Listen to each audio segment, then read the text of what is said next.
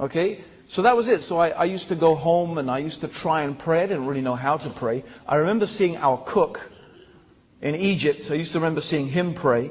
So I sort of try to remember what he used to do. I remember it used to really impress me, this simple man and the beautiful way he used to pray, and comparing it with the rituals in the Catholic Church. And I was always impressed by it. So there I was trying to imitate it. And this went on for a while.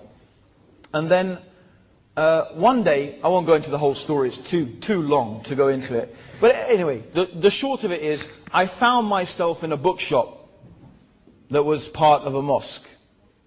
Okay? So I found myself in this bookshop, and all these books, and Muhammad, and Salah, and prayer, and then I was looking at all this, and wow, fantastic, look at all of this stuff. And a guy comes and he says to me, excuse me, are you a Muslim? I'm thinking, well, I'm Muslim.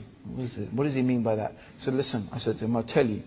I believe there is only one God, which is Allah, and Muhammad is his messenger. He said, you're a Muslim. I said, oh, thanks. Thank you. It's like, yeah, oh, good. He said, look, we're just about to pray. Do you want to come and pray? Now, it must have been Jum'ah. It must have been Jum'ah, because you never see a mosque at midday. I mean, I didn't know about Jum'ah then, okay? But I went and I prayed, and everyone was like, and I was sort of like, oh, what's going on? And I've obviously got it wrong all this time, you know? And, you know, but I remember afterwards, you know, everyone was surrounding me. You know, and everyone there wanted to teach me the whole of Islam in 5 minutes. You know, I remember walking out of that feeling literally like I had been given a shower on the inside, and like I was walking on clouds. It was quite fantastic. Now, actually, I would say that that's about 2/3 of my story. The other third, okay, we don't have time to go into it, maybe another time, okay? But very briefly, I would have to say that in spite of that being the time when I entered into Islam, it really took me another 2 years before I was really able to start practicing properly. And, you know, it was really actually very hard to give up my former way of life, you know, and the things that I used to do. But you know, Allah taught me some pretty hard lessons. I don't regret them. They're very, you know, I look back now and I learned some very good lessons from those days. But, you know, they were the 2 most miserable years of my life. Why? Because I knew the truth and I wasn't following it. Actually, that's the worst condition a human being can ever be in. You know, because if you're ignorant, you know, they say ignorance is bliss. Actually, ignorance itself isn't bliss. But meaning when you don't know something, you're in a sort of state of innocence. But when you know something, and then you don't live according to what you know, you can't live with yourself. It's terrible. It's a horrible condition. And that's what happened to me for about 2 years. But alhamdulillah, you know, alhamdulillah, I came back to Islam, I came back to the deen. I never used to say, I mean, I would always say that I'm Muslim. You know, I would always say that I was Muslim. People just didn't take me seriously.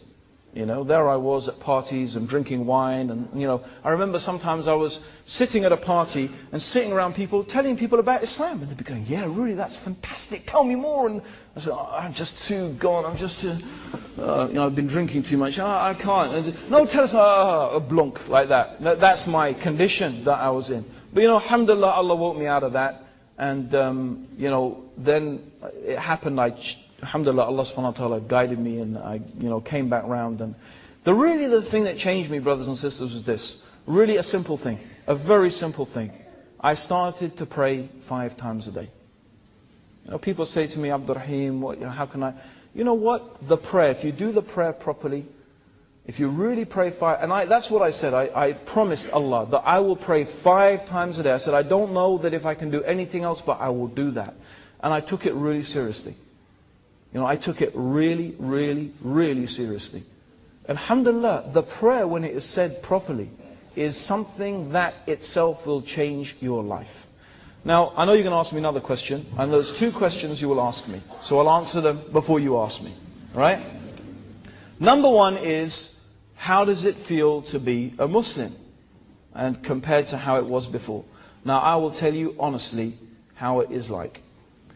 If I was to describe it, it would be like this. Imagine you live, or imagine you find yourself in a building. And this building, like any building, is full of obstacles. Chairs, tables, lamps, stairs. Imagine just even this room. if we made it pitch black, I mean so dark that you could not see a thing.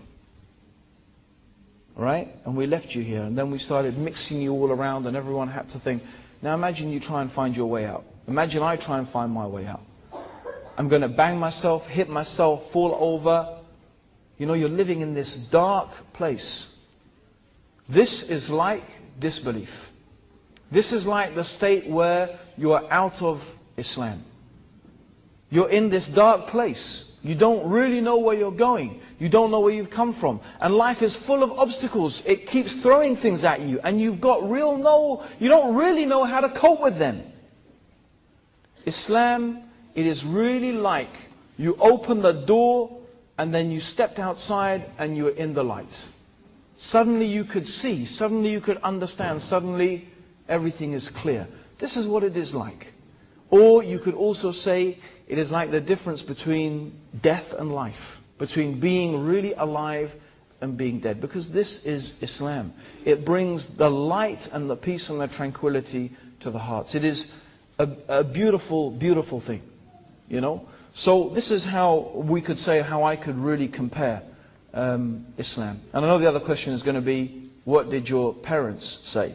And I have to say honestly that me and my parents, alhamdulillah, have a better relationship now that I'm Muslim than we ever had before. I mean, if you really were able to get them to be honest, right, and to tell them how they really feel, they would admit without a shadow of a doubt, okay, that Islam has given me responsibility, it has ordered me to treat them with so much respect, and they would have to admit that Islam has been something that's good for me and also good for my relationship between me and them. So, you know, we get on, alhamdulillah, now really, really well, alhamdulillah.